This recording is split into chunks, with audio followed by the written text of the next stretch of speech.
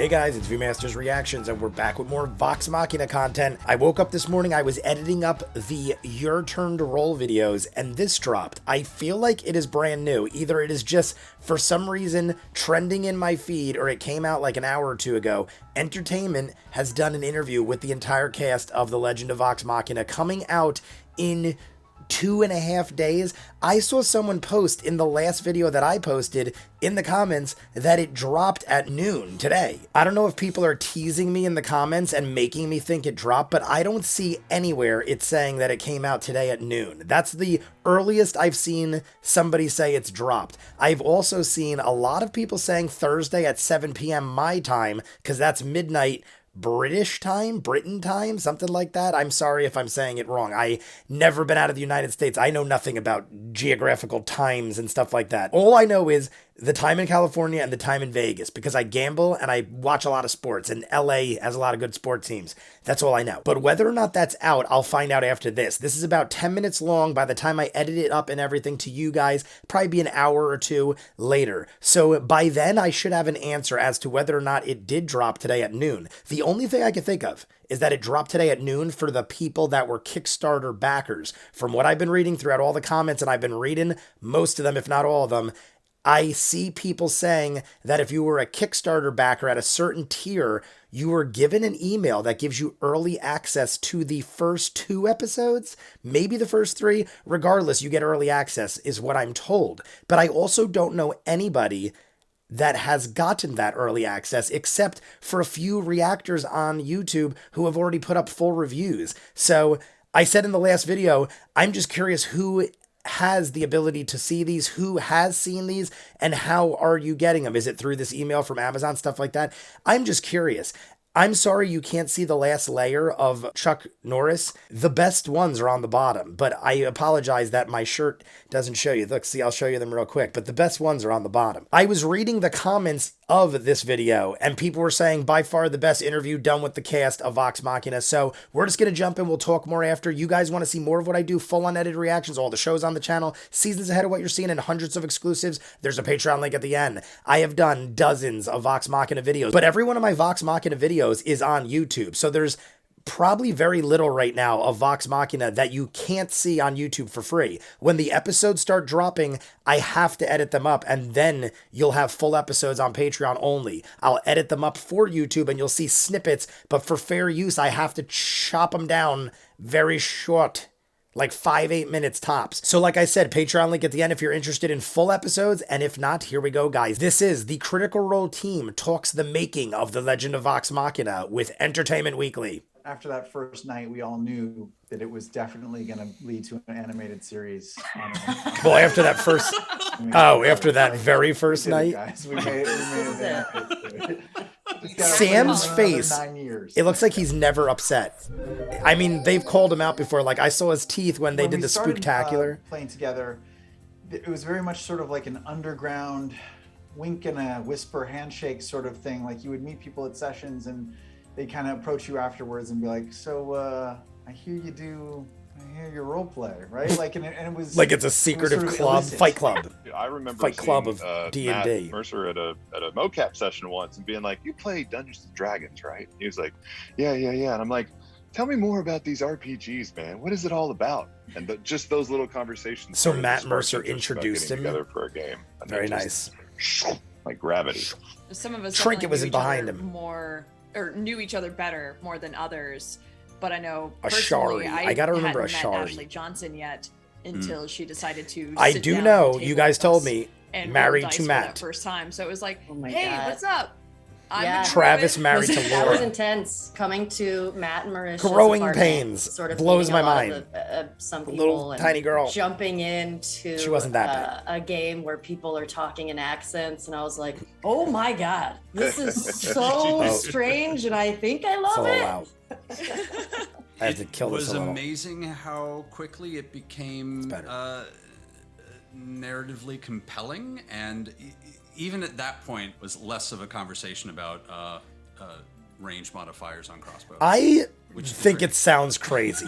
But the fact that his It's last morphed over the name years, in but the one thing character that I is think has not Derulo changed at all from the first day. makes me that think of we still Jason have it Derulo. started with, and we still have the same Is it Derulo? dorky exuberance and like to the hilt role playing.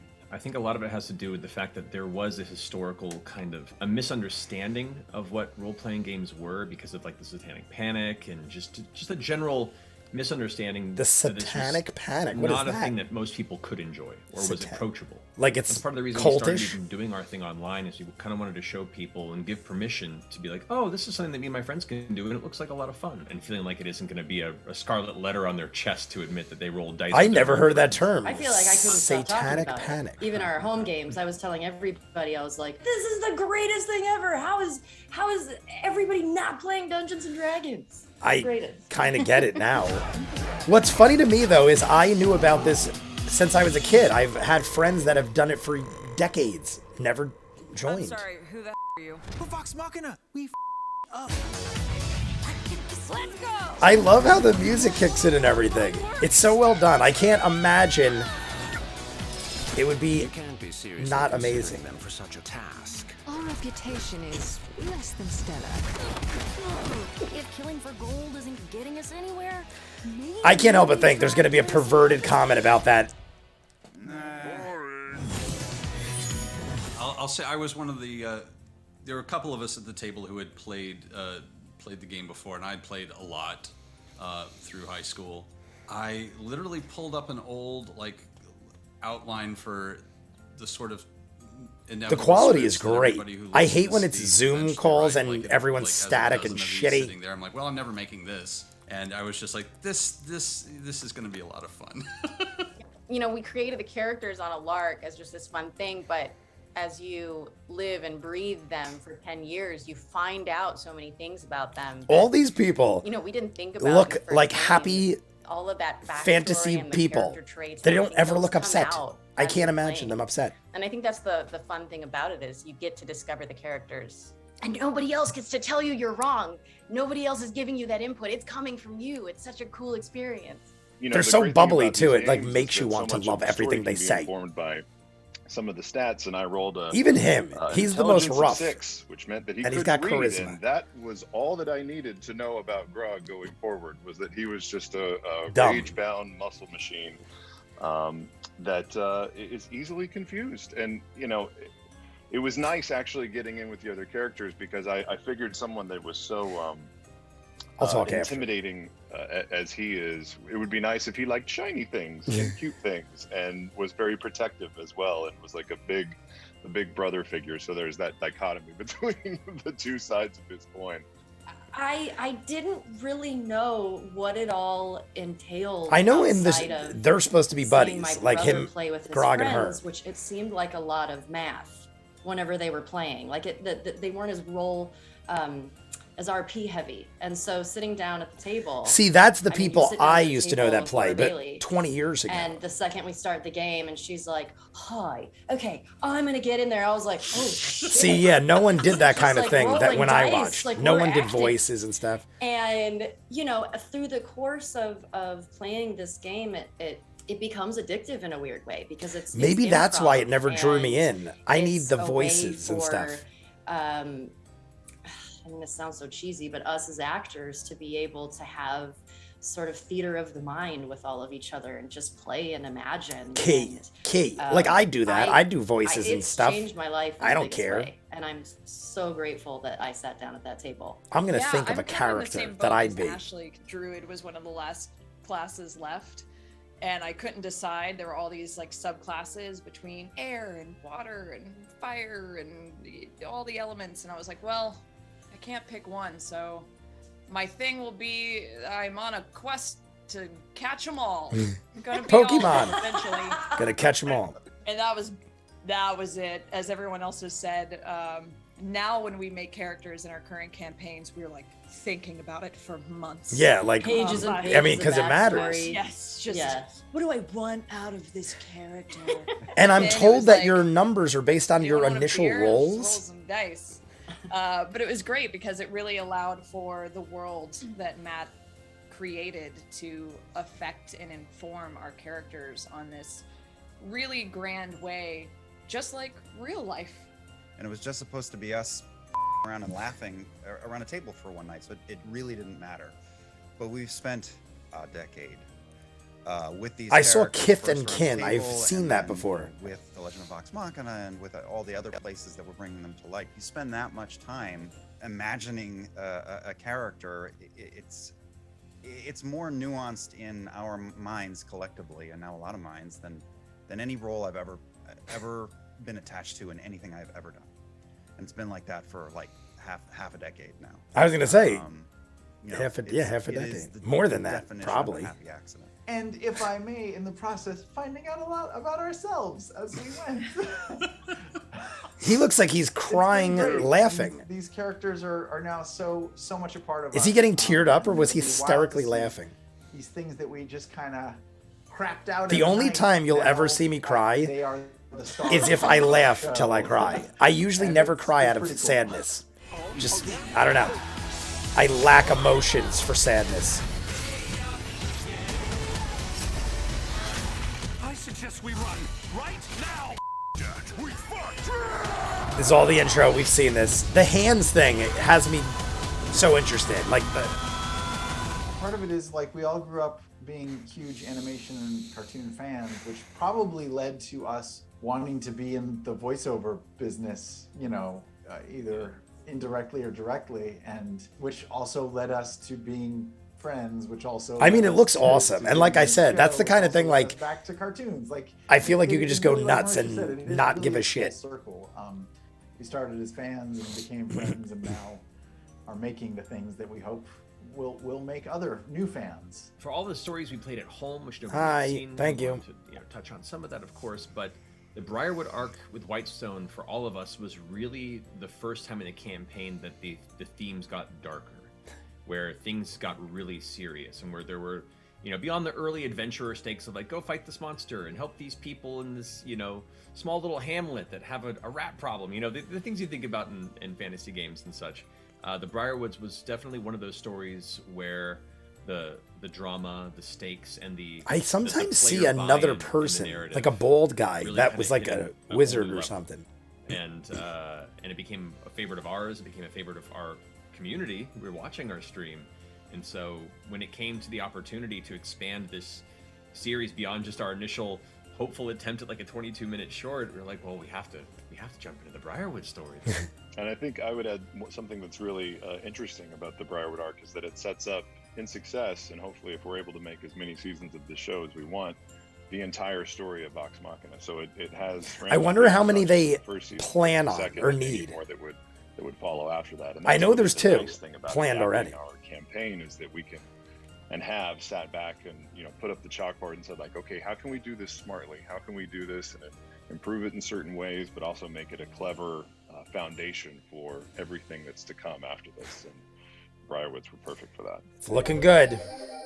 That's it. Very good interview, guys. Probably the best I've seen. I try to not watch as many of these, meaning like the cast talking about the show, just because I wanted to get to know the actual cast more and learn the game and everything first. That's why I went through like 100 videos of Vox Machina Critical Role content, just so I could learn more about everything around it. And then I've kind of been going deeper into Vox Machina. That's why I watched the level 17 Battle Royale. I wanted to learn more about the characters, but you guys are right. They were way too advanced. A lot of it I'm not understanding, and a lot of it, even if I understand it, they have abilities and are at levels where I'm coming in blind, basically, and just seeing insanity. I mean, it's awesome and it's entertaining, but it's going to probably ruin it for me, especially if I'm going to go back and see it from the beginning and see it as it's happening. Basically watching these characters grow. I just jumped into level 17 Battle Royale and these characters are maxed out at level 99 Final Fantasy status. What was the highest level you could get in Final Fantasy? It was like 99, wasn't it? Was it 999?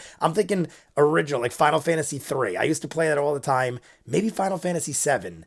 I feel like 99 was the highest, so you can get like 9999 hit points. I don't know. That's like literally what came to my mind. I'm thinking of old school Final Fantasy. Whenever I see this and I think of RPGs, I go to like Chrono Trigger, Final Fantasy 3, all the ones I grew up with. Those are the games I used to play all the time. Paladin's Quest, All the RPGs. I was such a fan of RPGs. There were so many great ones for Super Nintendo. There wasn't any spoilers here as far as I'm concerned. We got nice, clear, quality feeds from everybody. Nobody was like distorted. Everyone spoke enough where we got a little piece of everybody. I think it's funny. I keep pointing out that Ashley Johnson is the girl from Growing Pains. Multiple people said it in the comments of multiple videos, and I caught one of them first, obviously. I saw one first. I can't see them all at the same time on different videos, but it's blowing my mind because you can't not see it in her face. She's the little girl from Growing Pains, and now every time I look at her, I'm like, oh my God.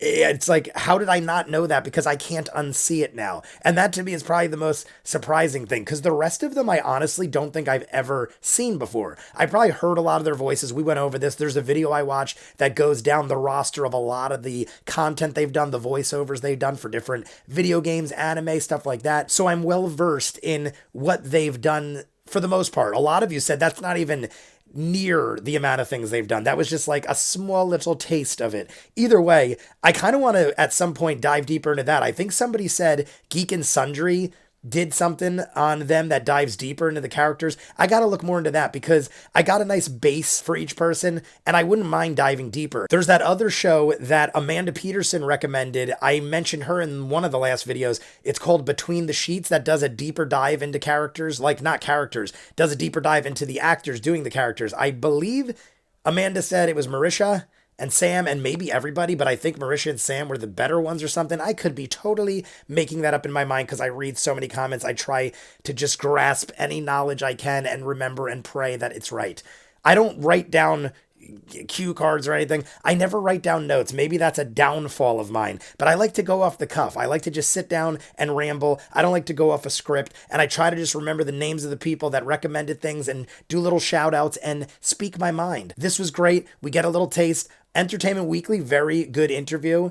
I'm curious if it's going to go up easily. Like I said, it'll probably be monetized, copyright claim. That's totally fine. I all the time do trailers and stuff, and never am I allowed to monetize a trailer. So I just do them for fun. I do them to interact with you guys. Honestly, to me, this is like a learning experience, and I get to show you guys, and you guys get to see me grow. We're obviously going to do more of these. In a couple days, we're going to get the show. I'm going to go back and look at the comments of my other video, and hopefully I can get to the bottom of when this show actually drops, and if it actually did drop the first 2 episodes today at noon.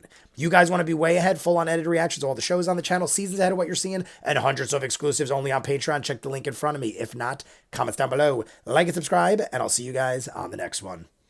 Peace.